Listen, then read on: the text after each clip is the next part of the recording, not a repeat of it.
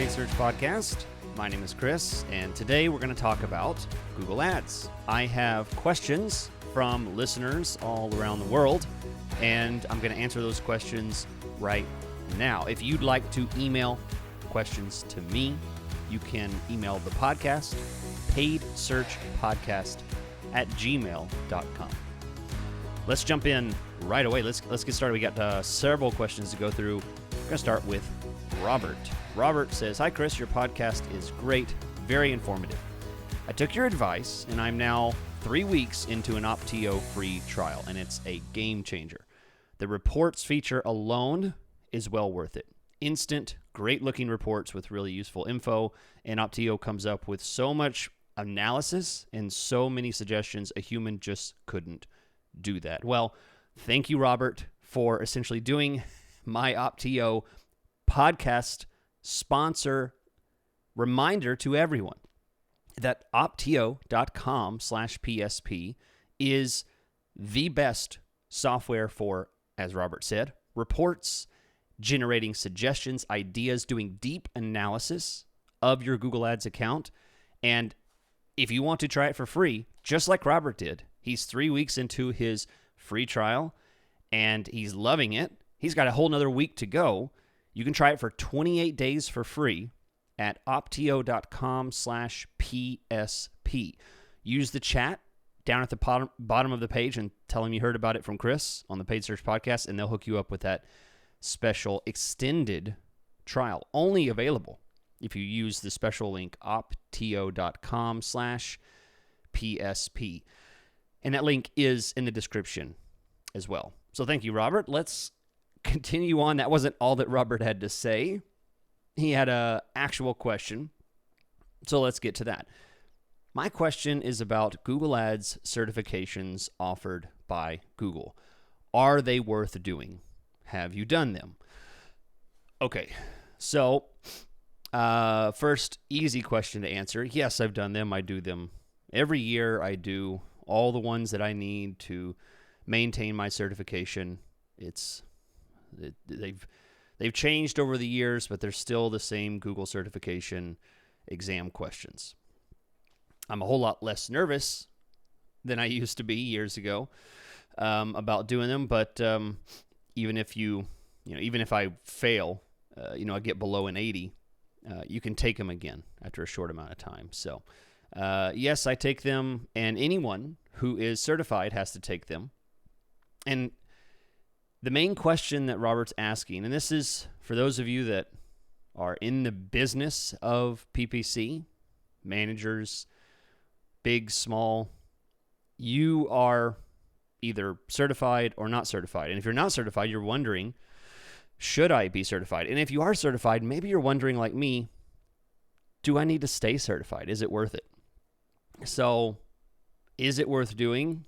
Number one, being certified is something that helps establish trust, credibility as someone who is certified by Google. If a client asks or they want some kind of proof that you're certified, right, then now you're certified. But this is already kind of a silly advantage to say that you have, because being certified on Google is only worth it if someone cares. If your client cares, that's the only reason that it would be worth it.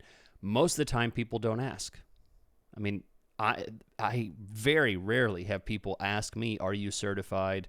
Now, granted, it does say that I'm a partner on my website, which I'll get into in a minute, but very rarely do people care. They care if you're good at it or not, because in the end, you can still manage Google Ads accounts whether you're certified or not, whether you're a partner or not. You can still do the same things that anyone else can do, mostly,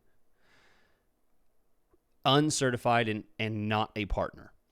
So if your question is it worth it, in order to manage accounts and get a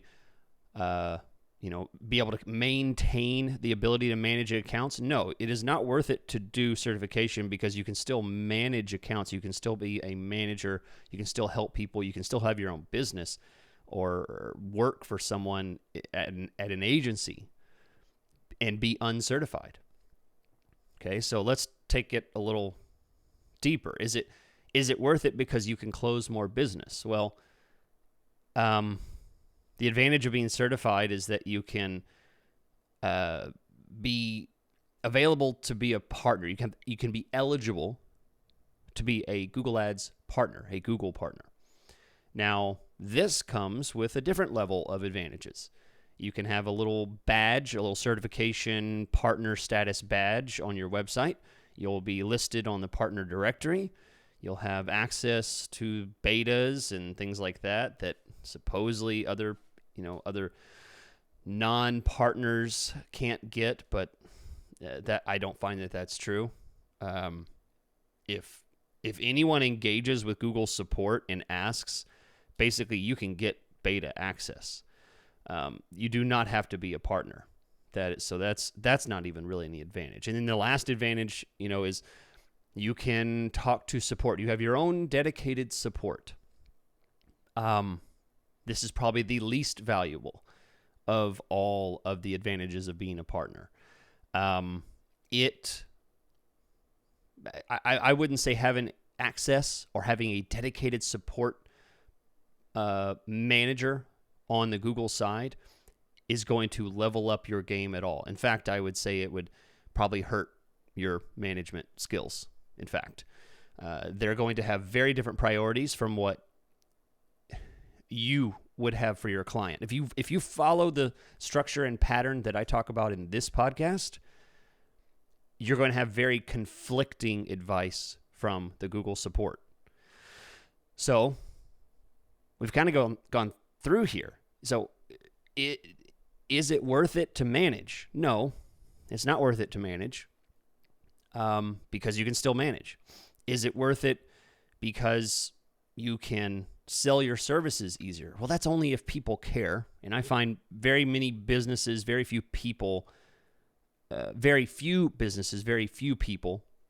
ask or care or even aware what a partner is and what certification is. They don't know what tests you took. And these tests are easily passable. Certainly you do not have to be a deep Google Ads expert with decades of experience under your belt. No, they can be passed understanding the basic education that Google provides for free on the website. So is it worth it? What is the value of being a partner or a certified Google Ads manager? It's just being able to tell people that you are. It's just the way that it's always been. There's no true regulation to say you can't do this if you're not certified. You can't do this if you're not a partner. I find that there's ways around all of those things. They're not really set in stone. So in the end, the value of being a certified Google Ads manager, a partner of Google Ads, is limited. I'd say the only thing that really people might say, oh, it's really nice for this. When you're a partner, you can get gifts from Google. You can get, free swag from Google by having points for increased spend for new business that you brought in. But really, I can't everybody nowadays has, some Google swag that they got from managing Google Ads accounts, and for what it's worth, I don't know if it's worth the hours of taking tests that you have to do all the time. So I guess there's your answer. You can decide whether it's worth it to you, or you can just do like I do. I still maintain it, but I don't necessarily know that there's a lot of value still inherited in the system as it stands now. So that's it. That was my quick little speech. We're going to go back to Google Ads optimization now with a different Robert who's going to write in, and he has a specific question. Chris, I really enjoyed your podcast recently about how to use and target with audiences. Personally, I'm quite familiar with different audiences and how to select and assign them for specific campaigns. But what I'm not familiar with is how can you generate a report to see the performance based on specific audiences? For example, if I assign 5 audiences to a particular campaign or ad group, I can run a report to see the return that's been associated with that audience. Is that correct? Robert asks. So thank you, Robert, for your question. The answer is yes. Yes, you can see individual audience data in the audience tabs. And I'll answer your question, and then I'll kind of swing back around. We'll circle back around, and I'll explain a bit of a few points that I want to share about audiences and why this data matters. But you can see that data. If you go to the Audiences tab, which is inside of the Audiences, Keyword, and Content section over on the far left, it's right below the Keywords tab. So if you click on the Audiences tab, and then at the very top of the page that loads, there is an option to add audiences. Okay, if you've already added audiences, you can expand that window if it's not already expanded, and that is row by row. If you have 5 audiences, there will be 5 rows in that table. This is where you see that data, and this is the best way to generate a report of the action of these audiences. So there will be 2 different sets of data in this audience. There will be clicks, impressions, cost per click, cost, conversions, impression share. There will be a lot of data inside of these audiences. And for every audience that received a certain number of clicks, impressions, cost per click, and cost, all of that, it will be associated with that audience. So if you have 15 audiences, some audiences will have clicks that are 5, 10, 15, 100, 200 clicks. Other ones may have 5 or 0 clicks. That's because the people that are associated with those audiences searched your keywords and were a member of those audiences. So there's something important now that we've kind of gone through the basics of where to see this data. There's something important I need to share that really matters about audiences. The fact is you should not be looking at just basic, standard, top-level metrics of audiences. How many clicks an audience gets does not matter. There is no value to getting an audience with hundreds, thousands of impressions, a really high click-through rate. It means absolutely nothing. You have not actually done anything. All audiences represent is a segmentation of different types of people that are coming through from your keywords. Okay, you say, well, Chris, all right, so the clicks don't matter. A lot of the metrics don't matter. CTR doesn't matter. Cost per click, cost, none of that matters. What does matter in my audiences? Well, what does matter, what you should be looking at, is conversion data. What you actually care about is if someone searches for these set of keywords, comes through and is labeled to be a part of this particular audience, if that audience has a very high conversion rate, that's a key critical data point that you should act on. There's something there. There's something interesting there that you can take a lot of different actions on depending on what that data looks like, what it means to your industry, what it means to your business. And the fact is, it's better to have specific audiences in your Google Ads account rather than hundreds of audiences that mean nothing to your Google Ads account. For example, if you are a beauty salon do haircuts and nails and makeup and, who knows? I don't go to them very often, but whatever they do in those places that my wife spends so much money on, you should assign appropriate audiences based on people that have certain interests that are likely to go to your facilities. So it might be based on certain things that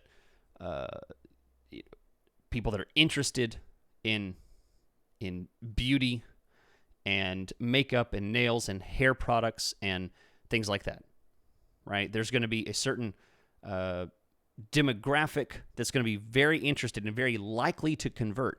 You should add, that might total up to 5 or 6 audiences total. That is a direct relation and very relatable to your targeted keywords and your audience. I should rephrase that. Very specific to your targeted keywords and your demographic. Your audiences need to be associated with the people that are going to be coming to your website. For example, if you are a plumber, it might be useful to target people that are homeowners, people that are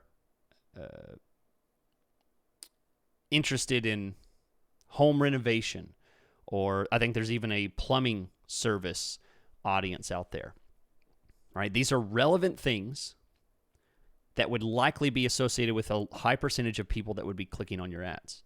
So now, once you found that out, once you've decided on those, and it might be 5 to 10, there's not going to be a whole lot, there'll be a few. Add those, and then figure out what's interesting about that data. You might find some interesting data points that point to a high conversion rate for some things that might surprise you, and then go from there. Test, try new things from there, because that's going to be the optimization process. That's the value of having these audiences. So just looking at the clicks and impressions and how much cost is coming through these audiences means nothing. Having real broad, wide audiences.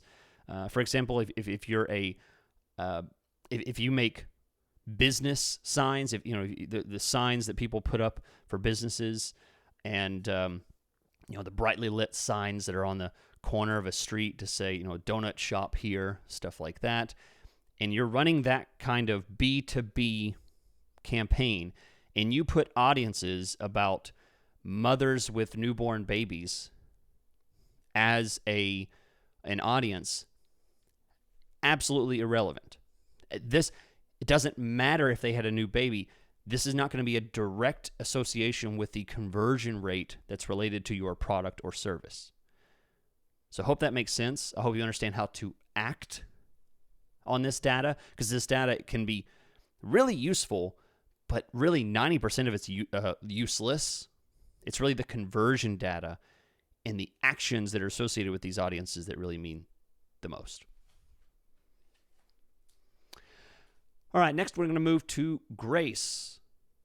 Grace is writing in. I trimmed it up a bit, so I'm going to just summarize some of this stuff. She's talking about Google's suggested searches and how to get her own businesses, her boss's business, associated at the top, and in order to show up and pop up on this suggested search. So her question is, I'm curious what your thoughts are on how to strategically and tactically approach this. In other words, get a desirable Google Suggest, a Google Auto Complete to pop up whenever people are typing into the Google bar. Specifically, how do we get those shadow word suggestions that are popping up? Is this paid, or is this organic, or is this both? Okay, so if you're unfamiliar with what Grace is talking about, if you go into Google and start typing "what is," there will be a list underneath your type, your typed words, to suggest what to type next. It'll auto-complete, and that's technically what it's called. It's Google Auto-Complete or Google Suggest. And the question is, how can we game this? How can we make this work for us? And, Grace has a particular boss who's interested in doing that for an advantage for their own business. How can we get people to have an interest in this? And Grace, the short answer is you can't, at least as far as this podcast goes. You'd have to listen to a different podcast, because when it comes down to it, there is no paid avenue to make this happen. You cannot run ads, run keywords aggressively to try and have these things populate. And let me explain why. The Google autocomplete system comes from popular searches. It comes from searches that happen a lot. Sometimes it comes from your search history. So if you're signed in on Google and you have search history turned on, it will pop up other searches you've done in the past as these Google autocomplete and Google suggestions that pop up. Trending searches can sometimes be a factor. New things that have recently happened, events, news. It can also be location associated. So if you're in a particular area, one area versus another might have different location auto-suggest, autocomplete words that pop up. And it goes further. It goes into language and certain things that are newer versus old things that will go away. So in the end, this is a pretty simple question. There is no solution. You cannot engineer Google Suggest to happen through paid ads. The only route, and this is why I say you'd have to go somewhere else to hear advice for this, because the only route to get into something like this would be to create your own trend, your own popular viral search some way outside of the paid realm. So it'd have to be organic. So, you'd have to start some kind of social media thing, just basically blanketing a certain area of the globe, big or small, to try and influence searches to say, do this search, search for this, key phrase. And it might trigger popular searches. It might trigger trending searches, geographically associated things. But I'll tell you what, I have no experience doing that. And I would imagine the threshold, the bar at which to attain that autocomplete level is probably very high. And I imagine it is also curated to some degree. I imagine Google doesn't just let anything show up. It doesn't necessarily want that to become a marketing tool for businesses to try and game to have their search show up more often.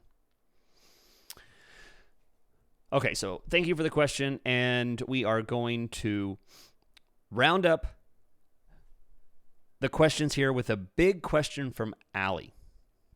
This one's going to be a doozy. I have a lot of notes on this, and I am going to start now. Allie says, "Hi, Chris. I'm a longtime listener, the Paid Search Podcast, and I have to say a huge thank you. I have learned so much from you over the years.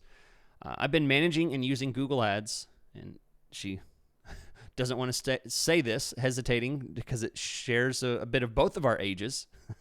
She's says that she's been managing for over 20 years, which, welcome to the club, multi-decade. Glad you're here, Allie. Glad to have some company. So here's the basics of her question, and I think this question is really interesting. She says, "Are you finding what used to work in the past not doing so well anymore? With the sheer amount of AI pushing that is happening within accounts from Google, I'm really questioning my ability to service clients. And how long will we be managers for something like this? How many other people are you hearing from that feel like this? I find it hard to believe that experienced managers are being taken in by the Google narrative all the time. And don't even get me started on Google support. I no longer feel like Google is working in the advertiser's best interests. The trust has absolutely disappeared. And that is a sad fact. It just feels like a very uncertain, scary time right now for managers on this platform. Well, Allie, I took your question and added it here to the list because it is something I want to bring up, and it seems to be a topic more and more. So I'm happy to address it because I feel like contributing thoughts to this topic, maybe will help other people kind of understand their feelings and have a little bit less worry and anxiety about this topic. And she adds one note here at the end. Thanks again for everything that you do for the community. I've been an Opteo subscriber for over 3 years, thanks to your recommendation. And there you go, ladies and gentlemen. Again, another multi-decade Google Ads manager who's using Opteo and solely found it here. I'm telling you, I love being the guy that introduces everyone to Opteo. Wonderful tool. You can try it for free, as I mentioned. And as Allie tried 3 years ago, you can try it now for free for 28 days at opteo.com/PSP. That's opteo.com/PSP. Okay, so let's go through these questions because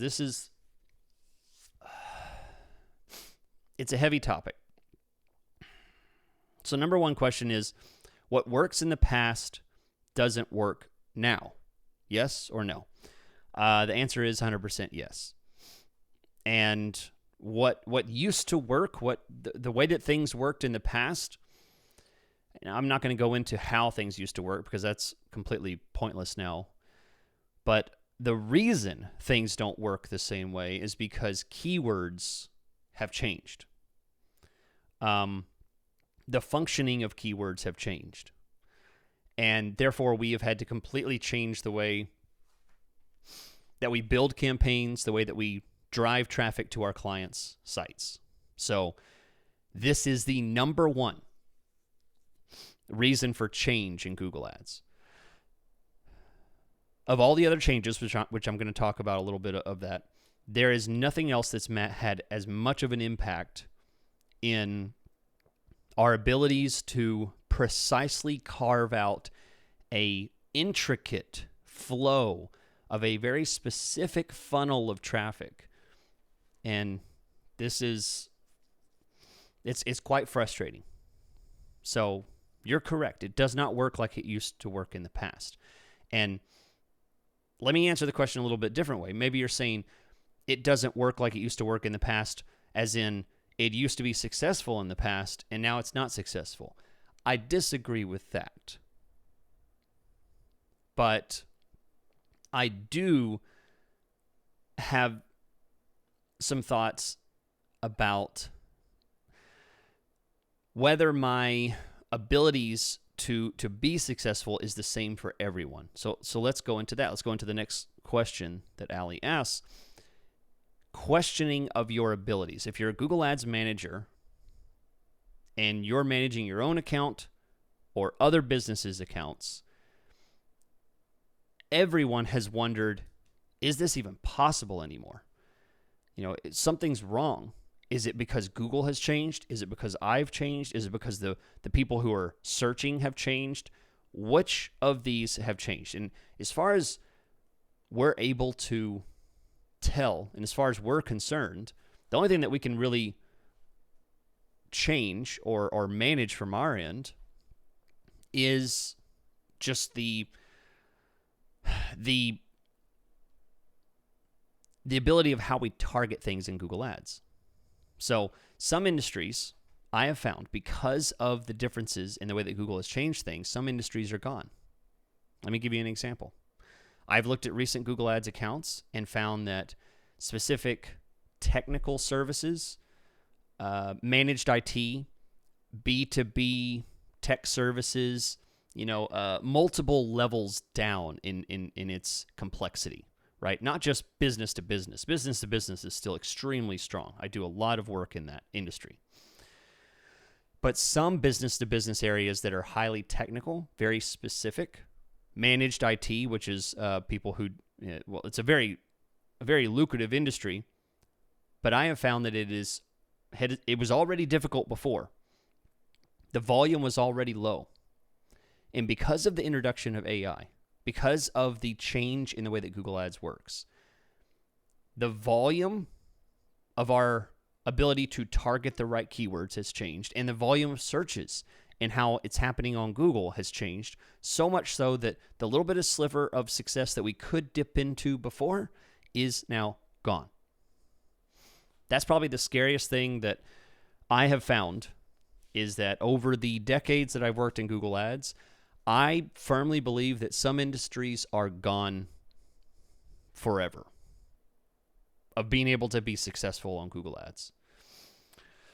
I do not think some industries have survived the change within Google, and I think some industries have not survived the shift from without Google. In other words, the introduction of AI and other diversification of the way that people search for data, search for information on the internet. I think that has killed some industries.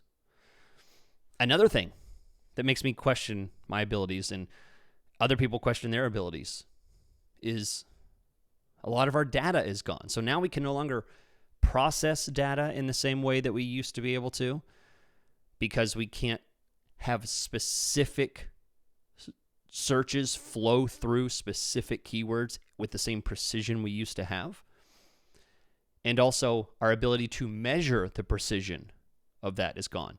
Search term data. And to some degrees, this is extremely severe. I have seen accounts, not very often, but I have seen accounts that suffer from about 80% search term blindness. In other words, if they get 10 clicks, Google will only show them 2, maybe 1. If they get 100 clicks, they'll only get to see 10 of those clicks, 20 of those clicks. And sometimes it's even worse than that on even more rare occasions. The exclusion, the loss of data, directly influences our ability to be successful and causes us to question whether we even can be successful. Other things like losing the physical location of where the clicks are coming from, this is absolutely a detriment to our ability to manage, makes us question our ability to be successful. We now only have what's called matched location data. We no longer have user location, physical location data. It's gone. Modified broad match, another powerful tool that we used to have, is now gone. So questioning services, yes, I have people that talk to me in my consulting sessions that I do with agencies, with individuals, with freelancers, with individual companies, big and small, that question, should we just quit? I have many people that ask, should we just quit? Because it doesn't seem like we can do this anymore. Sometimes the case that I've told them is, yeah, you should. It's probably not for you anymore. That doesn't happen very often, but every now and then I do tell people, I don't think that Google Ads can provide you the same volume that it used to. I don't think that the volume of searches, the volume of conversions is there anymore. And that's both because those people have moved other directions outside of Google.com and the delusion of our tools within Google itself.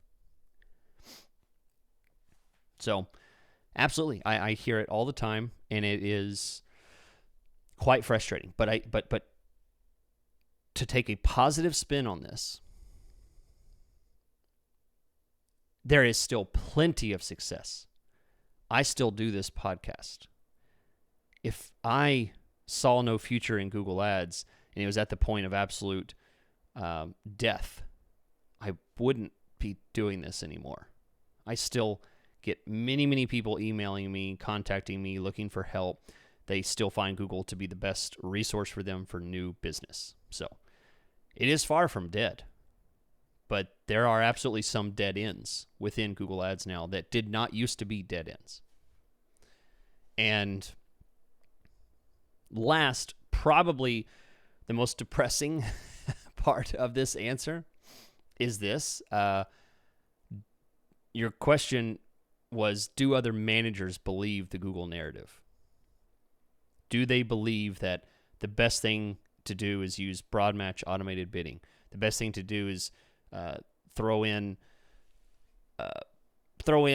Performance Max and just leave everything to Google and we merely guide from the top and drop in data points and asset groups and things like that. Yes, I find my best guess is probably around 75% of the people out there largely, if not fully, swallow the Google narrative. They believe that the proper way to manage their Google Ads account is through the suggestions, the optimization score, automated bidding, Performance Max, broad keywords, maximize conversions, target CPA. That is the only way to do it. And anybody else who's still using any antiquated, quote unquote, ideas is doing it wrong and doesn't really know Google Ads. And why do they say that? Well, because didn't you take the certification test? Didn't you see your optimization score? The certification test says that the optimization score is very important. And the optimization score says that you should add more broad keywords. The optimization score says that you should use max conversions. and they wholly believe this circular logic.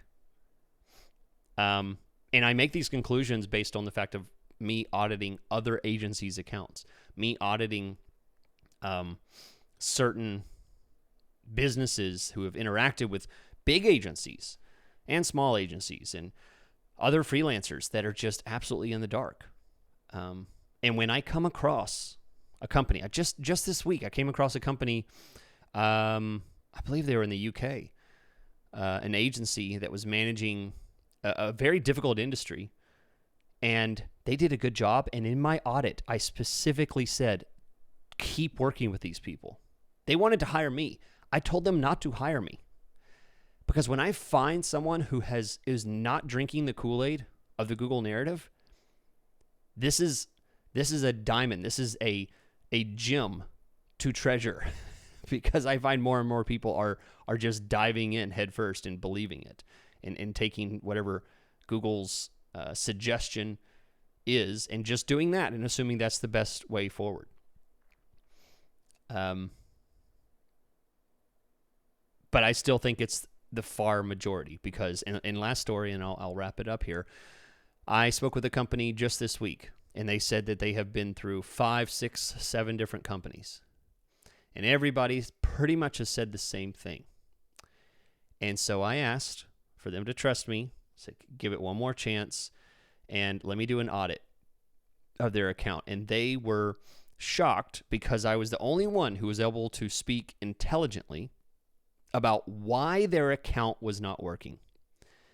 Because I was the only one that could see through the matrix. And if you want to see through the matrix, you want to be able to see through all the baloney and the narrative and the stuff that really matters, but you have to look for it. I mean, that's what I talk about in my podcast here. So I thought this question was a great question. Allie, thank you for sending it in, because if there's anything that this podcast is designed to do, it is designed to help you see past the Google narrative, to help you see past all of the stuff that we're supposed to do and really get into what we should do. So thank you very much. If you'd like to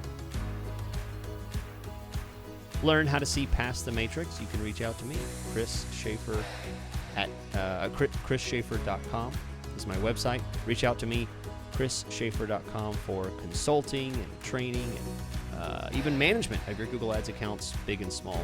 I appreciate all of you listening. I will be here next week to share more information about how to see through the matrix of Google Ads.